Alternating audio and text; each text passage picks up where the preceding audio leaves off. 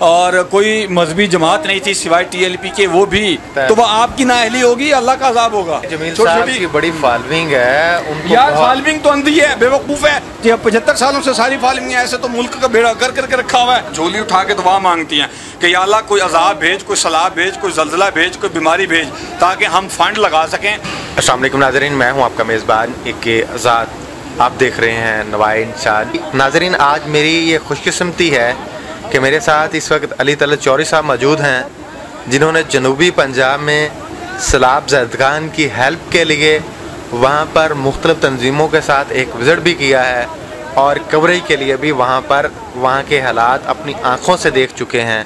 हम उनसे बात करेंगे कि इस वक्त जो सैलाब आया इसके पीछे क्या मुहर्रिकात हैं, हमारी क्या कमियाँ कोताहियाँ हैं, किस वजह से ये हर साल हम सैलाब में अपने मालो जान और असबाब को तबाह होते हुए देखते हैं। हम ये तमाम तर मामलात पर अली तलत चौधरी साहब से उनकी राय लेते हैं कि इस हवाले से वो क्या कहना चाहते हैं। जी अस्सलाम वालेकुम सर।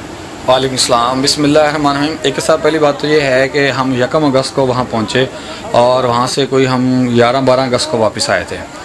उन 11-12 दिनों के अंदर जो सरकारी इदारे थे उसमें से सिर्फ रेस्क्यू 1122 मुल्तान से कोई 20-22 किलोमीटर दूर था, हेड मोहम्मद वाला, वहाँ से लेके पंजाब की आखिरी ज़िला राजनपुर और उसकी आखिरी तहसील रुझान तक रेस्क्यू के अलावा कोई सरकारी इदारा नहीं था। ABCD जिसका मर्जी आप नाम ले लें। उसके अलावा कोई सियासी जमात नहीं थी। इसकी क्या यही वजह तो नहीं कहीं कि उस वक़्त ना चाइना ने इमदाद का ऐलान किया था, ना बरतानिया ने ऐलान किया था, ना किसी और मुल्क ने। अब डॉलर आना शुरू हो गया तो हर अदारा हमें पानी में खड़ा हुआ दिखाई देता है। ये वजह भी हो सकती है और दूसरी वजह ये भी हो सकती है कि कुछ इदारे उस वक्त तक काम नहीं करते जब तक DC अप्रूवल ना दे पैसों की। जब तक DC पैसों की अप्रूवल नहीं देगा आपके इदारे वहाँ काम करने के लिए जाते ही नहीं है। ये अप्रूवल का क्या चक्कर है भाई? तो भाई वो जो इदारे जाएंगे जेब से पैसे लगा के जाएंगे, उनको पेट्रोल खाना पीना इंसानी जान की कोई वैल्यू नहीं है आपके पाकिस्तान के अंदर। ये सब बकवास है, सब झूठ है। हमारे जो बड़े बड़े लोग सियासी मजहबी सियासतदान इदारे कहते हैं जी हमें आपसे प्यार है, इदारों से प्यार है, पाकिस्तान से प्यार है। किसी को कोई प्यार नहीं है, सिर्फ प्यार है तो डॉलर से प्यार है और रुपयों से प्यार है।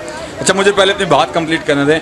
कोई इदारा वहाँ पे नहीं था और कोई मजहबी जमात नहीं थी सिवाय TLP के, वो भी 3 तहसीलों के अंदर मोहम्मदपुर, फाजिलपुर और जामपुर के अंदर काम कर रही थी। जमात नहीं थी। आपने कहा हर गली में, हर घर में बल्कि 2-3 अफराद चंदा मांग रहे हैं कि भी मैं कैंप लगा रहा हूँ, मैं बिस्किट खरीद रहा हूँ। उस वक्त 23 अगस्त तक कोई सियासी मजहबी जमात काम नहीं कर रही थी सिवाय TLP के, वो भी आखिरी ज़िले की 3 छोटी छोटी तहसीलों के अंदर, जामपुर, फाजिलपुर और मोहम्मदपुर के अंदर। ठीक है जी। और उस वक्त भी छोटी मोटी बहुत सारी NGOs पैसे मांग रही थी, ग्रुपों में मैसेजेस आ रहे थे जी ये बैंक अकाउंट नंबर है, फलाना नंबर है। वहाँ फिजिकल ग्राउंड लेवल पे कोई बंदा काम नहीं कर रहा था, जो मैं खुद देख कर आया हूँ। और मेरे के अलावा 4 यूट्यूबर्स और गए थे, हमारा पूरा ग्रुप वहाँ पर गया हुआ था। एक बात। और दूसरा आपका जो सवाल था कि ये आफतें, ये सैलाब आता क्यों है, आप 1970 की अखबारें उठा के देख लें, तब तक जूं का तू चल रहा है।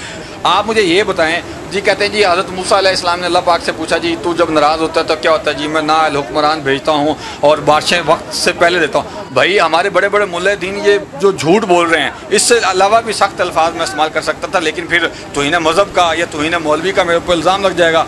भाई ये तो मौसम है, बरसात का मौसम है, बारिशें आनी है।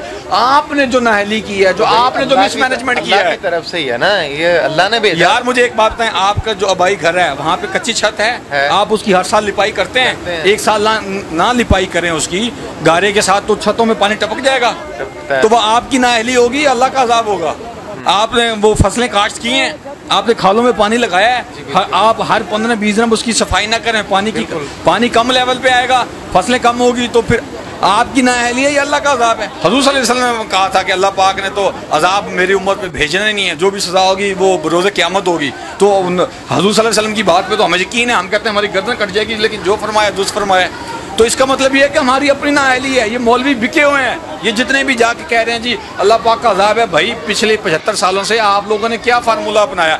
दरिया सवात के अंदर जो अभी ऊंचे दर्जे का जो सैलाब आया हुआ है, उसके अंदर जो ज़बरदस्ती लोगों ने घर बनाए हैं, ये इतने बड़े बड़े होटल सरमायादारों ने, जागीरदारों ने, वहाँ के लोगों ने बनाए हैं, वो अभी डूबे हैं ना, गए हैं। तो आप वो दरिया की सफाई रखें, उसके इर्द गिर्द तजावुज़ात ना करें, तो वहाँ पे सैलाब नहीं आएगा। इसी तरह जो अभी नौशहरा के अंदर सैलाब आ रहा था, मैनेजमेंट की नौशहरा बच गया।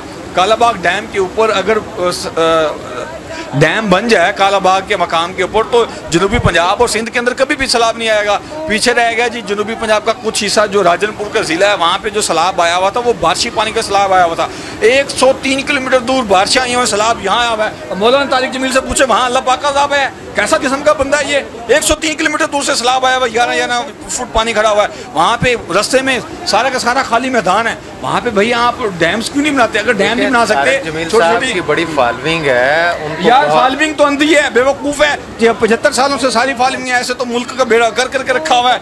वो तो मूसा की बात शरीयत नहीं आई, हज़रत मूसा इस्लाम के बाद शरीयत नहीं आई। जदोजहद कर रहे हैं जानों के ज़िया के लिए, उनको बचाने के लिए वो चंदा इकट्ठा कर रहे हैं। तो 1.5 चंदा इकट्ठा क्यों कर रहे हैं? इतने अरबों रुपए की उनकी प्रॉपर्टी है, उसमें से अगर 1 अरब रुपये आवाम पे लगा देंगे तो कौन सा उनको मौत पड़ जाएगी? आवाम को फिर लूट लेंगे, झूठे वो जो बयानात देते हैं, फिर इस तरह के सरमायादारों से पैसे लेके फिर उनके हक में बयानात दे देना, फिर अरबों रुपये इकट्ठे हो जाएंगे। 1 अरब रुपये वहाँ गरीबों के लिए लगा देंगे, क्या हो जाएगा? साहब जिस तरह आप बता रहे हैं भाई, आप वहाँ के लोगों के हालात देखेंगे ना तो आप अपने खुदकुशी कर लेंगे। वहाँ के जो लोगों के हालात हैं, अंधे लोग हैं बेचारे, नबीना लोग हैं, कुछ मर गए हैं, उनके घर डूब गए, 5-5 एक ही घर के नौजवान बंदे डूब गए, लोगों की बच्चियां डूब गई, बच्चे डूब गए। एक बंदे ने पूरा साल इकट्ठा करके जहेज इकट्ठा किया था, उस बच्ची का उसका सारा जहेज उड़ गया, साल की गंदम इकट्ठी हुई थी वो सारी डूब गई। तो आप वहाँ जाए ना, फिर आपको पता लगेगा। स्क्रीन पे बैठ के बोलना, अपने पराडों के अंदर 6 करोड़ 3 करोड़ की पराडों के अंदर बैठ के बयान देना बड़ी आसान सी बात है, बड़ी आसान बात है। वहाँ जाके देखेंगे फिर आपको पता चलेगा। जी तलत साहब, आपके जज्बात की मैं कदर करता हूँ, चूँकि आपने इंसानी जिस्म से रूह को कब्ज़ होते हुए देखा, तो इसलिए आपने ये तलख बातें कहीं। अभी आप मुझे ये बताएं कि 2010 के बाद एशियन डेवलपमेंट बैंक ने कहा है कि जो बलूचिस्तान के अंदर अब जहाँ पे सैलाब आया हुआ है, कि यहाँ पर एक तो रेजरवायर्स बनाए जाएँ पानी के, जब बारिशों का पानी आता है तो वहाँ उनको यानी कि छोटी छोटी झीलें बनाई जाएँ 5 किलोमीटर 10 किलोमीटर की, वहाँ पे पानी इकट्ठा हो सके। फिर जो स्कूल हैं वो बड़े बनाए जाएँ, मजबूत बनाए जाएँ, ताकि अगर सैलाब बस्तियों में घुस जाए तो लोग वहाँ आ सकें, और बाड़े स्पेशल किस्म के बनाए जाएँ। और बदकिस्मती से जब भी सैलाब आते हैं पहले सरकारी बिल्डिंग्स बह जाती हैं।